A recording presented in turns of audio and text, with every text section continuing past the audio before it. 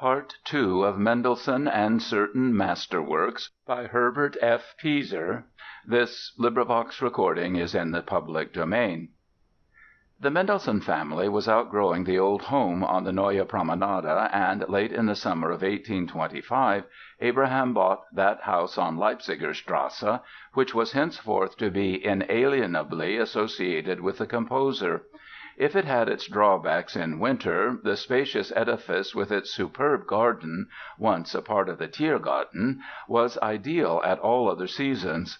The so-called Garden House was one of the most attractive features and became the scene of those unforgettable Sunday concerts where a number of new minted masterpieces were first brought to a hearing. The young people published a household newspaper, in summer called the Garden Times, in winter the Tea and Snow Times.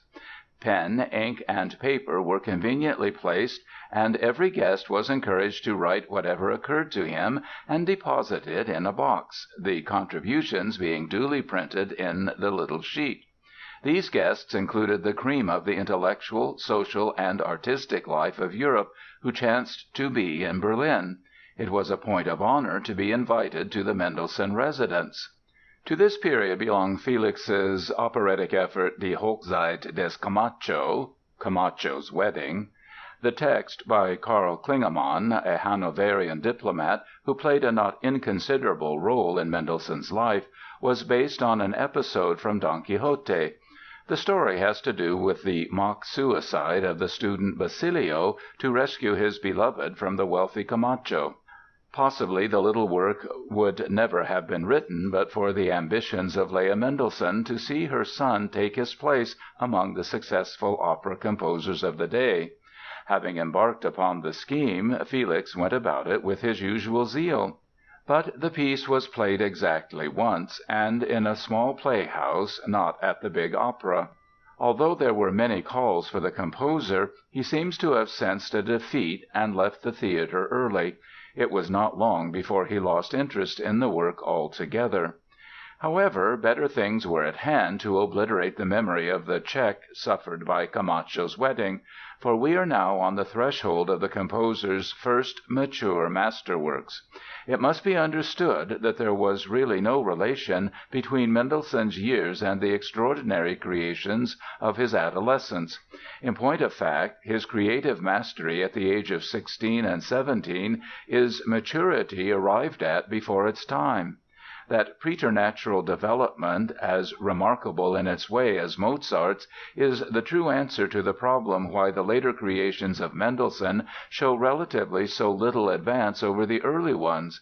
We can hardly believe, for instance, that the F-sharp minor Capriccio for piano or the Octet could have been finer if written 20 years after they were. How many not familiar with the respective dates of composition could gather from the music itself that the incidental pieces fashioned for the Midsummer Night's Dream by royal command came fully 17 years after the immortal overture? The whole might have been created at one sitting, so undiscoverable is any sign of cleavage. The Octet for strings, finished in the autumn of 1825, represents perhaps the finest thing Mendelssohn had written up to that point. It is a masterpiece of glistening tone painting, exquisite in its mercurial grace and color, imaginative delicacy, and elfin lightness. The unity of the whole is a marvel. But the pearl of the work is the Scherzo in G minor, a page as airy and filamentous as Mendelssohn, whose scherzos are perhaps his most matchless achievements, was ever to write. Not even the most fairy-like passages in the Midsummer Night's Dream excel it. Before passing on to the last named, however, we must not fail to signalize the Trumpet Overture, composed about the same time, which Abraham Mendelssohn liked so much that he said he should like to hear it on his deathbed. The Quintet, Opus 18, the Sonata, Opus 6, the songs of Opus 8 and 9, the unfailingly popular Prelude and Fugue in E minor of Opus 35. Let us not be confused incidentally by opus numbers in Mendelssohn, which have as little to do with priority of composition as they have in the case of Schubert. Felix and Fanny read Shakespeare in translations of Schlegel and Tieck. Their particular favorite was the Midsummer Night's Dream. In August, 1826, in the delightful garden of the Leipziger Strasse home, the youth of 17 signed the score of an overture to the fantastic comedy which, as much as anything he was to write, immortalized his name. The famous friend of the family, Adolf Bernhard Marx, claimed to have given Felix certain musical suggestions. Be this as it may, the overture was something new under the sun, and not a measure of it was tarnished in the course of an odd 130 years. It was first performed as a piano duet, and shortly afterwards played by an orchestra at one of the Sunday concerts in the Garden House. Felix entered the University of Berlin in 1826 and offered as his matriculation essay a translation in verse of Terence's Andria. Nevertheless, he seems to have had no time to bother about a degree. Music was absorbing him completely, especially his weekly rehearsals of Bach's St. Matthew Passion with the small choir. The more intimately he penetrated into this mighty work, the keener became his desire to produce it at the Singakademie. Together with his friend Eduard Devrient, he divulged his scheme to Zelter, only to be rebuffed. Spurred by the energetic Devrient, he returned again and again to the attack, till Zelter finally weakened. Having carried the day, Mendelssohn left the Singakademie jubilantly exclaiming to the elated Devrient, "To think that it should be an actor and a Jew to give this great Christian work back to the world!" It was the only recorded occasion on which Mendelssohn alluded to his Hebraic origin. 3 performances were given of the St. Matthew Passion at the Singakademie, the first on March 11, 1829, a century almost to a day since the original production in the Leipzig Thomaskirche. Mendelssohn conducted the first 2. It was the real awakening of the world to the grandeur of Bach, the true beginning of a movement which has continued undiminished right to the present. Fanny spoke more truly than perhaps she realized when she declared that the year 1829 is likely to form an epoch in the annals of music. Scarcely had Mendelssohn restored the St. Matthew Passion to the world than he left Berlin for the first of those 10 trips he was to take to the country that was to become his true spiritual home. Abraham Mendelssohn, having finally decided his son might safely adopt music as a means of livelihood, resolved to let him travel for 3 years in order to gain experience, extend his artistic reputation, and settle on the scene of his activities. Felix was not averse to the idea. Already he was feeling some of those pinpricks of hostility which Berlin, for reasons of jealousy or latent anti-Semitism, was to direct against him in years to come. It was Moscheles who counseled a visit to London, where another friend, Klingemann, filled a diplomatic post. Mendelssohn's first Channel crossing was not calculated to put him in a pleasant frame of mind.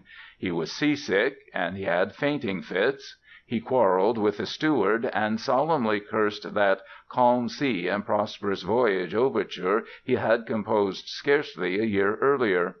The boat trip lasted almost 3 days. Luckily his friends had found him comfortable quarters in London at 103 Great Portland Street. At once it developed that he and London were predestined for each other. The metropolis both appalled and enchanted him. "It is fearful, it is maddening," he wrote home. "I am quite giddy and confused. London is the grandest and most complicated monster on the face of the earth. How can I compress into a letter what I have been 3 days seeing? I hardly remember the chief events, and yet I must not keep a diary, for then I should see less of life. Things roll and whirl around me and carry me along as in a vortex." He had arrived at the height of the season. The wife of Moscheles took him about in a carriage—me in my new suit, of course. He went to the opera and to the theatre, saw Kemble in Hamlet, and was incensed at the way Shakespeare was cut.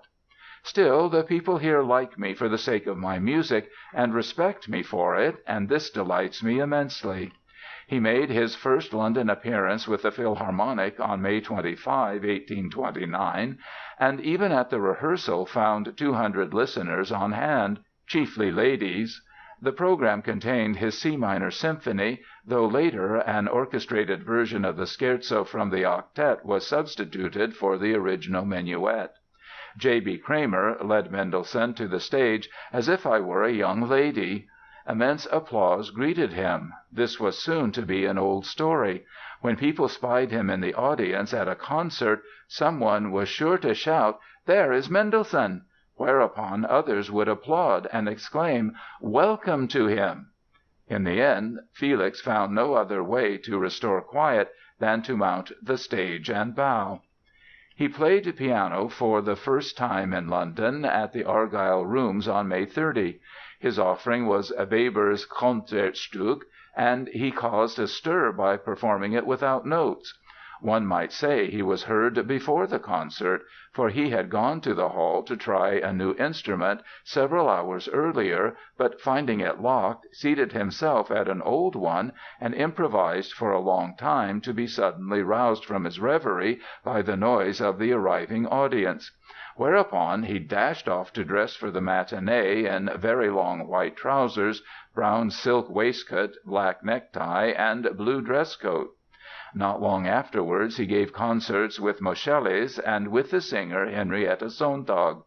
The Argyll Rooms were so crowded that ladies might be seen among the double basses, between bassoons and horns, and even seated on a kettledrum. London life, for that matter, seemed made to order for Felix, the more so as he was received with open arms by those influential personages to whom he brought letters of introduction. Yet the whole spirit of London was vastly to his taste. Writing later from Italy, he confided to his sister that for all the luminous atmosphere of Naples, London, that smoky nest, is fated to be now and ever my favorite residence. My heart swells when I even think of it. The admiration was mutual. England of that age, and for years to come, adored Mendelssohn quite as it had Handel a century earlier, and peradventure even more than it did Haydn and Weber. Musically the nation made itself over in his image, and Felix loved the rest of the country as he loved its metropolis. The London season ended, he went on a vacation in July, 1829, to Scotland, accompanied by Klingemann. The travelers stopped first at Edinburgh, where they heard the Highland pipers, and visited Holyrood Palace. Like any conventional tourist, Felix saw the apartments where Mary Stuart lived and Rizzio was murdered, inspected the chapel in which Mary was crowned, but now open to the sky, and everything ruined and decayed. "I think I found there the beginning of my Scotch symphony." And he set down 16 bars of what became the slow introduction in A minor. It was to be some time, however, before the symphony took its conclusive shape. If Holyrood quickened his fancy, one of the Hebrides, which he saw a few days later, struck even brighter sparks from his imagination. A rowboat trip to Fingal's Cave inspired him to 20 bars of music "to show how extraordinarily the place affected me," as he wrote to his family. He elaborated the overture, than which he did nothing greater, in his own good time, and recast it before it satisfied him. For in the first form of this marine mood picture he missed train oil, salt fish, and seagulls; yet the 20 bars he set down on the spot form its main subject. Back in London his mind was occupied with numerous compositions, among them the first stirrings of the Scotch and Reformation symphonies and the Hebrides Overture. But before developing these he wanted to write an organ piece for Fanny's marriage to the painter Wilhelm Hensel, whom Leah Mendelssohn had put on a 5 years' probation before she consented to give him her daughter's hand; and a household operetta for the approaching silver wedding of his parents. Klingemann wrote the libretto of this piece, Heimkehr aus der Fremde, which the critic Chorley, in 1851, Englished as "Son and Stranger."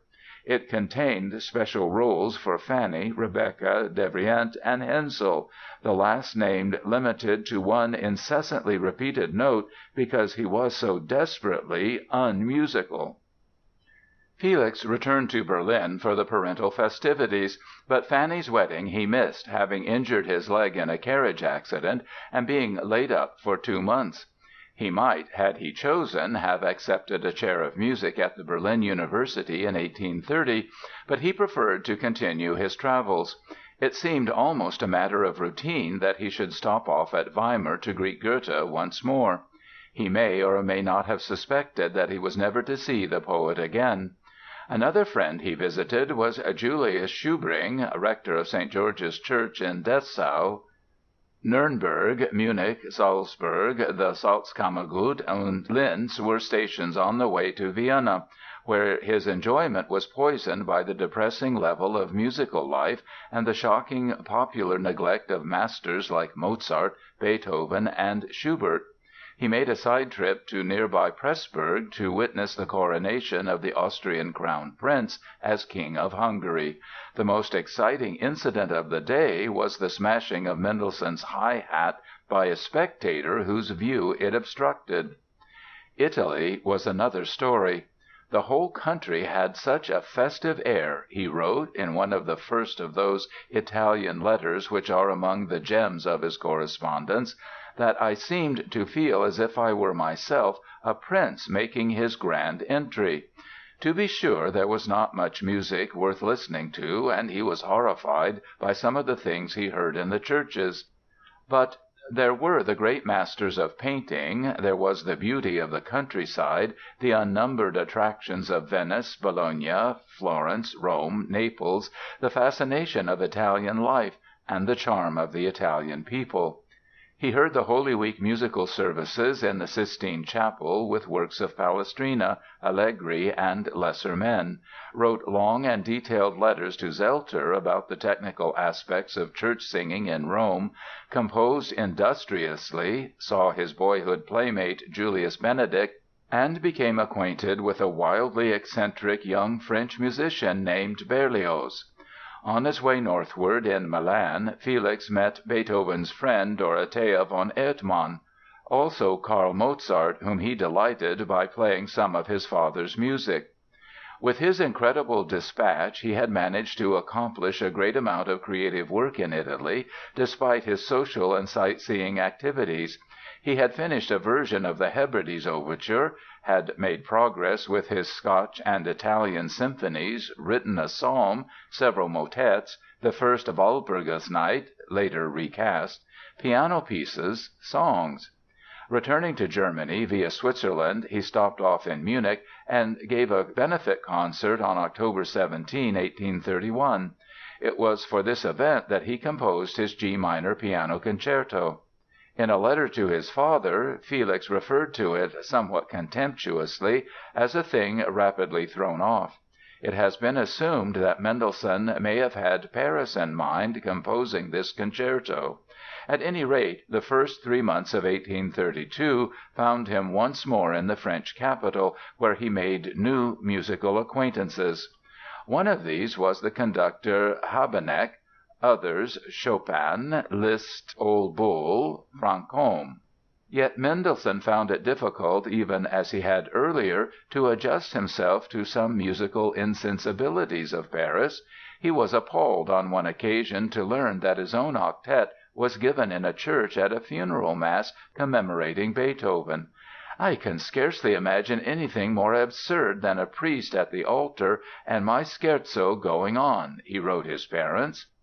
Habeneck, who had him play at one of the Conservatoire concerts, wanted to produce at one of them the Reformation Symphony, which Felix had composed in 1830 for the tercentenary of the Augsburg Confession. The performance never took place. The orchestra disliked the work, finding it too learned, too much fugato, too little melody. Were these objections wholly unfounded? Irrespective of what passed in those days for excessive learning, the Reformation Symphony is, in good truth, a stodgy work, far more willed than inspired. The most engaging thing in it is the citation in the first movement of that Dresden Amen formula which half a century later Wagner was to employ in Parsifal. Strangely enough, some pages of the symphony sound like Schumann without the latter's melodic invention. It is only just to point out that the composer himself came to detest it, declared it was the one work of his he would gladly burn, and refused to permit its publication. Zelter died not long after Goethe, and the Singakademie found itself without a head. Mendelssohn seemed his old teacher's logical successor, and he would gladly have accepted the post. But many of the old ladies of the chorus did not take kindly to the idea of singing under a Jewish boy. When it came to a vote, Felix was defeated by a large majority, and one Karl Rungenhagen installed as Zelter's successor.